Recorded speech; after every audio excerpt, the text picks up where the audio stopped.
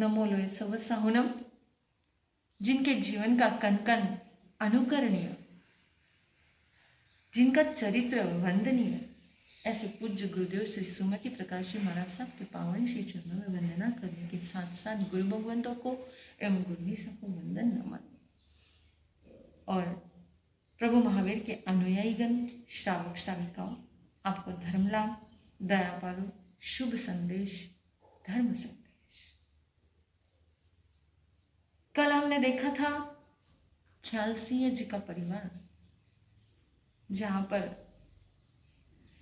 था खुशी का माहौल, लेकिन अब वो चिंतित है, ढूंढ रहे हैं कि कुलदीप कहाँ गया। ख्याल सिंह जी, भाई, परिवारजन सब ढूंढने में लगे हैं कि कुलदीप कहाँ गया। और माँ का तो रो रो कर बुरा हाल हो चुका है कि मेरा लाल, मेरा दुलारा कहाँ गया, किस हाल में होगा, कैसा होगा। अरे दिन डूब चुका है, शाम होने को आई है, तू कहाँ गया है, किस हाल में है, आजा मेरे लाल, आजा मेरे लाल। इस प्रकार की वो टकटकी लगाते हुए जहां भी देखती वहां पर उसे कुलदीप ही कुलदीप नजर आता है। गांव के लोग भी जंगल में जा जाकर ढूंढ रहे हैं, आवाज लगा रहे हैं। ख्याल सिंह जी ने गांव का पूरा चप्पा चप्पा छान मारा, पर कुलदीप गांव में हो तो ढूंढ पाए, कुलदीप गांव में हो तो मिले ना। कुलदीप तो पहुंच चुका है होशियारपुर, पूरे 250 किलोमीटर दूर। अब कुलदीप होशियारपुर कैसे पहुंचा? एक बार की बात है, ख्याल सिंह जी, उनका व्यवहार है हवलदार का। वो कस्बे में वहां पर हवलदार की नौकरी करते हैं, जॉब करते हैं। किसी अनाम सिंह जी को उन्हें सजा देने का काम पड़ा। कुछ उसने तोल माप करने में कुछ गड़बड़ी की, या और भी कुछ ऐसा कुछ काम जिसकी वजह से उसे दंड देना पड़ा, सजा देनी पड़ी और कुछ हफ्ते भी भरने पड़े। उस अनाम सिंह को ये काम करना पड़ा, दंड भरना पड़ा, हफ्ते भरने पड़े। इस वजह से ख्याल सिंह जी के प्रति वो मन में द्वेष पाल कर बैठ गए।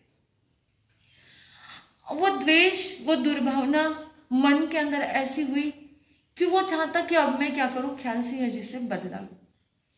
बदले की भावना, हर समय पर मौका देखता कि कहीं तो कोई मुझे मौका मिले, मौके की ताक में रहता कि मैं क्या करूंगा, कुछ ऐसा मौका मिले कि जिससे मैं क्या करूं, ख्याल सिंह जी से बदला लूं। तो ऐसा ही उस दिन सुबह कुलदीप नाश्ता करके बाहर खेलने के लिए गया हुआ था।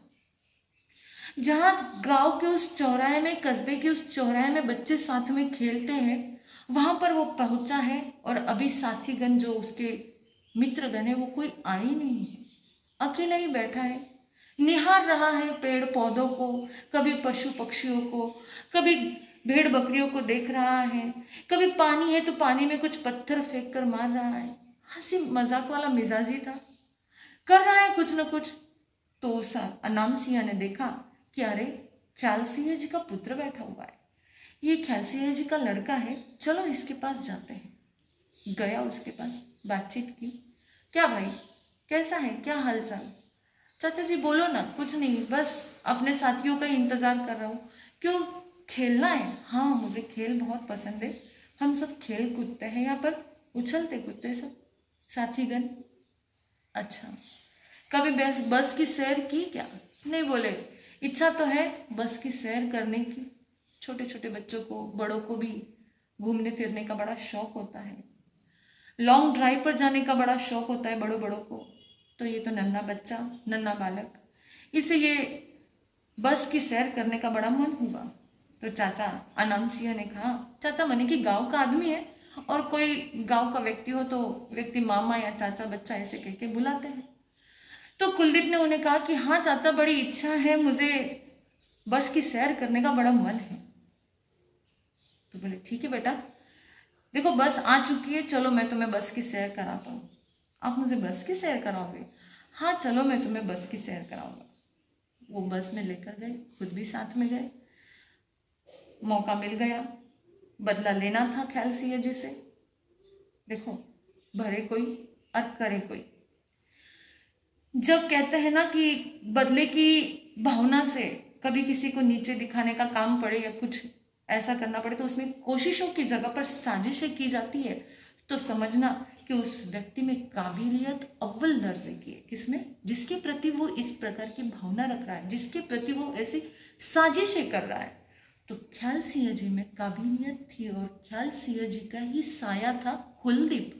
तो कुलदीप में तो काबिलियत कितनी होगी, ये इस बात पर अंदाजा लगाया जा सकता है। ख्याल सिंह जी का पुत्र कुलदीप और कुलदीप को लेकर वो अनाम सिंह जी बस में लेकर बैठ गया। सैर कराने के बहाने से मीठी मीठी बोली बोलकर उसे फुसलाकर अपने साथ ले लिया। बस में बैठ गए। बस कहाँ जाने वाली है ये कुलदीप को कुछ पता नहीं है। वो बस में बैठ चुका है। बस शुरू हो चुकी है और बस चाव गांव से क्या हो गई, निकल पड़ी। बस में बस खिड़की के पास बैठा हुआ है कुलदीप। पेड़ पौधे भाग रहे हैं, पहाड़ियां भाग रही है, हिमालय का जो पर्वत है वो भी भाग रहा है। ये सब कुछ देखकर बड़ा मन खुश हो रहा है, प्रसन्न हो रहा है। और कुछ घंटों में बस जा पहुंची होशियारपुर। वहां पर उतरे नीचे। कुलदीप ने चाचा से कहा कि हम कहाँ पर आए हैं।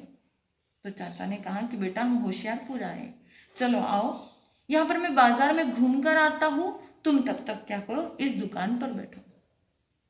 कुलदीप उस दुकान पर बैठ गया और कुछ खाने पीने की चीजें लेकर दे दी थी चाचा ने, वो उसके हाथ में थमा दी।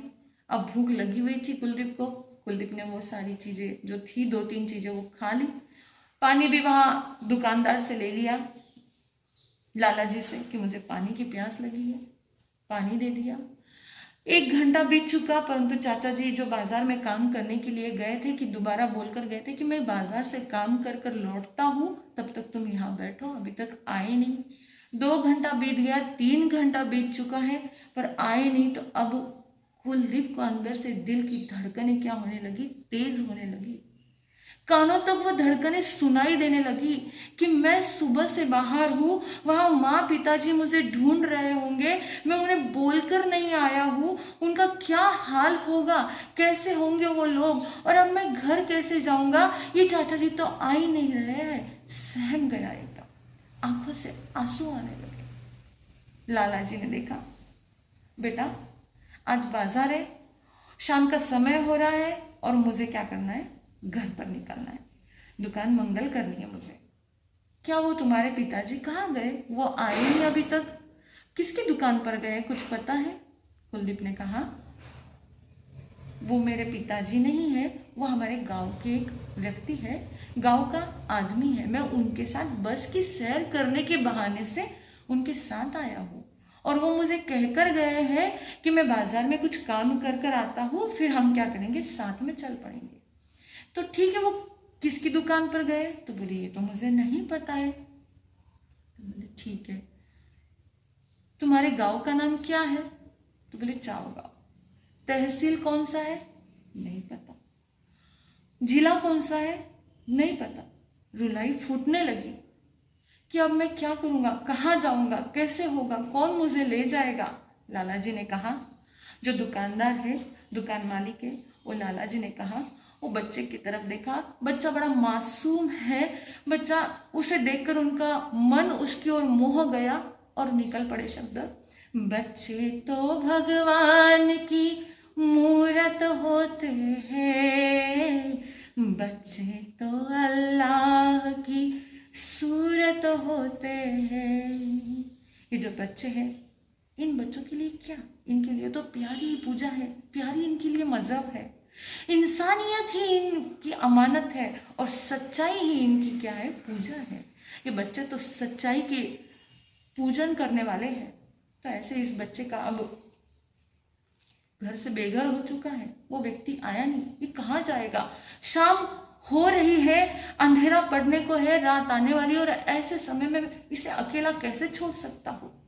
और लाला जी जो जैन परिवार से थे, नाम था रुद्रुमल कृपाराम जी जैन, उन्होंने सोचा कि इस बच्चे को अकेला मैं नहीं छोड़ सकता, चलो अभी पूछताछ करते हैं, तब तक इसे अपने घर ले जाते हैं। सुबह का यह बैठा हुआ है, सहमा हुआ है, और वो क्या कर पड़े, उसे अपने घर लेकर जाने लगे। उन्होंने कहा तुम्हारा नाम क्या है बेटा? तो उसने कहा मेरा नाम कुलदीप है। तो बोले बेटा ऐसा करो, जब तक तुम्हारे गांव का पता नहीं चलता है, अब वो चाचा जी तो आने से रहे, आएंगे पता लगाएंगे तो हम तुम्हें उनके साथ भेज देंगे। अब वो नहीं आते हैं, तुम्हारे गांव का पता लगाते हैं, 4-5 दिन लग जाएंगे, तुम्हारे पिताजी का नाम जान चुके हैं, खोजबीन करते हैं, अगर तहसील और जिला पता हो जाता तो ढूंढने में और जल्दी पता कर लेते थे।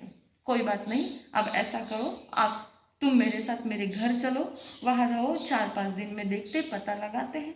तो इस तरह से कुलदीप को लाला जी अपने साथ घर लेकर गए।